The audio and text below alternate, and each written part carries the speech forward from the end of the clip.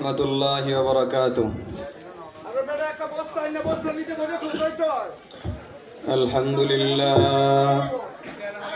আলহামদুলিল্লাহ নাহমাদুহু ওয়া নাস্তাঈনুহু ওয়া নাস্তাগফিরুহু ওয়া নু'মিনু বিহি ওয়া নাতাওয়াক্কালু আলাইহি ونعوذ بالله من شرور أنفسنا ومن سيئات أعمالنا من يهده الله فلا مضل له ومن يضلله فلا هادي له ونشهد أن لا إله إلا الله وحده لا شريك له ونشهد أن سيدنا ومولانا محمدا عبده ورسوله الذي أرسله الله تعالى بالحق بشيرا ونذيرا وداعيا إلى الله بإذنه وسراجا وقمرا منيرا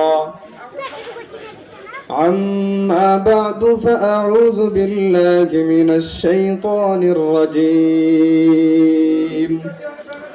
بسم الله الرحمن الرحيم قل هل يستوي الذين يعلمون والذين لا يعلمون إنما يتذكر أولو الألباب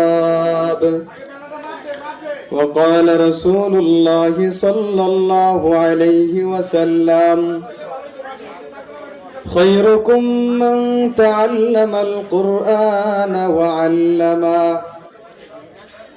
صدق الله المولانا العظيم وصدق رسوله النبي الكريم ونحن على ذلك لمن الشاهدين والشاكرين والذاكرين والحمد لله رب العالمين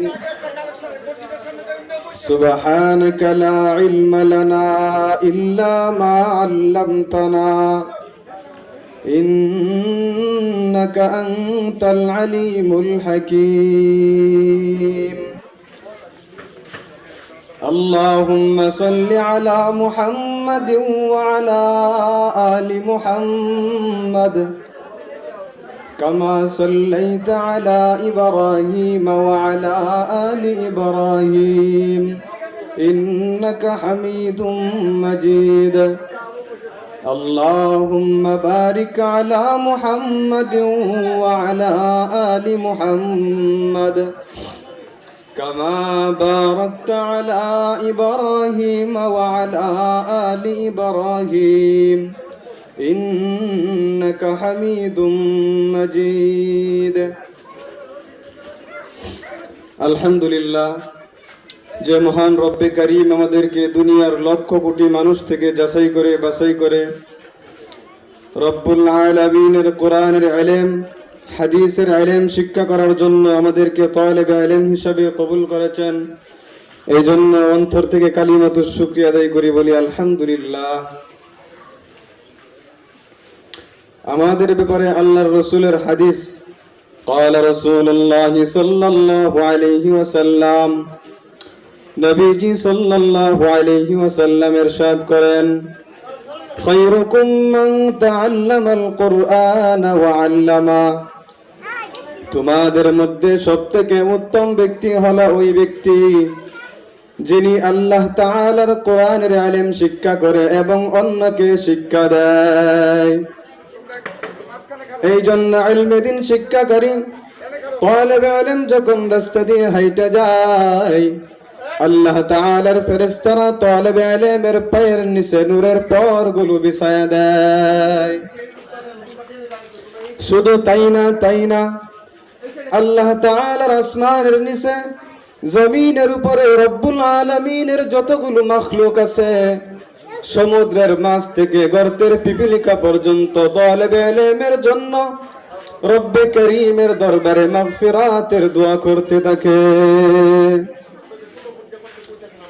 এই জন্য ইলমে দ্বীন শিক্ষা করার দরকার আছে না নাই? আল্লাহ তাআলার কোরআনের ইলম শিক্ষা করার জন্য, হাদিসের ইলম শিক্ষা করার জন্য দুনিয়ার মানুষগুলো যখন একত্রিত হয়ে যায়, মজলিস কায়েম করে, আল্লাহর নবী ইরশাদ করেন, লা ইয়াকুদু কওমুন ইয়াযকুরুনাল্লাহ ইল্লা নাযালাত আলাইহিমুস সাকিনাহ। ওই কোরআনের ইলমের মজলিসের মধ্যে এক নম্বরে আল্লাহ তাআলার আসমান থেকে সাকিনা নাজিল হইতে থাকে, ওয়া গাশিয়াতহুমুর রাহমা। দুই নম্বরে আল্লাহর রাসূল বলেন, ওই কোরআনের মজলিসের মধ্যে আল্লাহ তাআলার পক্ষ থেকে রহমত অবতীর্ণ হইতে থাকে। তিন নম্বরে আল্লাহর রাসূল বলেন, ওয়া হাফাতহুমুল মালাইকা। ওই কোরআনের মজলিসের চতুর্দিকে রব্বুল আলামিনের ফেরেশতারা বেষ্টনী দিয়ে দাঁড়ায় যায়, এমন ভাবে দাঁড়ায় যায় একজনের কাঁধের উপর আরেকজন দাঁড়াইতে দাঁড়াইতে দুনিয়ার আসমান পর্যন্ত চইলা যায়। রব্বুল আলামিন জিজ্ঞাসা করে, মাযা ইয়াকুলু ইবাদি, ফেরেশতারা আমার বান্দারা কিসের আলোচনা করে?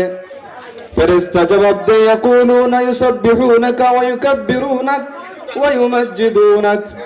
আল্লাহ আপনার বান্দারা আপনার তাসবিহ পাঠ করে, আপনার বরত্ব পোষণ করে, আপনার গুণগান গায়, আপনার কোরআনের আলোচনা করে। রব্বুল আলামিন জিজ্ঞাসা করে, ফেরেশতারা আমার বান্দারা কি আমাকে দেখেছে নাকি? ফেরেশতা জবাব দেয়, না না মালিক, দুনিয়ার চর্মচক্ষু দ্বারা আপনাকে দেখা যায় না। রব্বুল আলামিন জিজ্ঞাসা করে, যদি আমার বান্দারা আমাকে দেখতো তাহলে কি করত? ফেরেশতা জবাব দেয়, আল্লাহ আপনাকে যদি দেখতো, আপনার বান্দারা আপনার গুণগান বাড়ায়া দিত, আপনার প্রশংসা বেশি বেশি করা শুরু করত। রব্বুল আলামিন জিজ্ঞাসা করে, আমার বান্দারা আমার কাছে কি চায়? ফেরেশতা জবাব দেয়, আপনার বান্দারা জান্নাত চায়, জাহান্নাম থেকে বাঁচতে চায়। আল্লাহ তাআলা ডাক দিয়ে বলে, ফেরেশতারা তোরা সাক্ষী থাক, আমি আল্লাহ আমার এই বান্দাদেরকে এই কোরআনের মজলিসের মধ্যে যারা উপস্থিত হয়েছে সবাইকে আমি আল্লাহ ক্ষমার ঘোষণা করে দিলাম। এই জন্য এই মজলিসের মধ্যে আসার দরকার আছে না নাই? এত দামি মজলিসের মধ্যে আসার দরকার আছে না নাই?